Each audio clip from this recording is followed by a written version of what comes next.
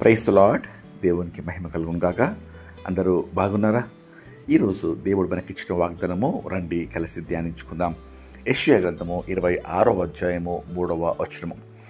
ఎవని మనస్సు నీ మీద ఆనుకొనునో వానిని నీవు పూర్ణ శాంతి గలవానిగా కాపాడుదు. ప్రియమైన దేవుని బిడ్డలారా, ఈ ఆధునిక ప్రపంచంలో మానవునికి అన్నీ ఉన్నాయి, కానీ శాంతి లేదు, నెమ్మది లేదు, సమాధానము కరువైంది. ఎప్పుడు కలవరము, ఆందోళన, తెలియని భయము వెంటాడుతూ ఉంటుంది. దీని ద్వారా శారీరక, మానసిక, ఆత్మీయ ఒత్తిడి, రోగాలు మరియు వ్యాధులు అనేకములు పెరిగిపోతూ ఉన్నాయి. ఈ విధమైన జీవితము దేవుడు మానవునికి అనుగ్రహించలేదు.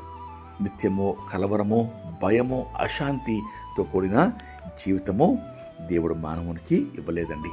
కానీ పూర్ణ శాంతి అనుగ్రహిస్తాను అని దేవుడు వాగ్దానము చేస్తున్నాడు. ఎప్పుడైతే నీ మనసు ఆయనపై ఆనుకొనునో, నీవు ఆయన యందు విశ్వాసం ఉంచుతావో, అప్పుడు పూర్ణ శాంతి అన్ని పరిస్థితుల్లో, అన్ని సమయాల్లో నీవు నిలబొట్టకు, జయించుటకు దేవుడు తన కృప అనుగ్రహిస్తాడు. ఈ వాగ్దానము పొందుకుంటకు రండి, కలిసి ప్రార్థన చేసుకుందాం. ప్రార్థన. మహాపరిశుద్ధమైన మా ప్రియమైన పరలోక తండ్రి, మీరు ఇచ్చిన శ్రేష్టమైన వాగ్దానంకై మీకు ఎంతో స్తోత్రం చెల్లిస్తున్నామయ్యా. ప్రభా, ఎందరైతే ప్రార్థనలో ఏకీభవించున్నారో ప్రభా, శాంతి లేక ప్రభా, సమాధానం లేకుండా అనారోగ్య పరిస్థితులతో ప్రభా, అనేకమైన కలవరములతో ప్రభా నీ బిడ్డలు ప్రార్థనలో ఏకీవించినారో ప్రతి ఒక్కరిని ప్రభా మీరు జ్ఞాపకము చేసుకోమని వేడుకొంచున్నాం.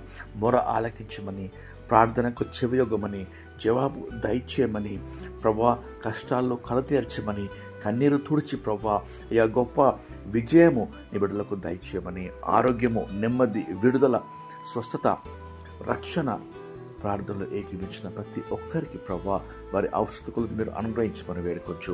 మీకే సమస్త మహిమ, ఘనత, ప్రభావములు సమర్పిస్తూ నజరేయుడైన యేసుక్రీస్తు నామములో వేడుకొనుచు ప్రార్థిస్తున్నాం తండ్రి. ఆమేన్.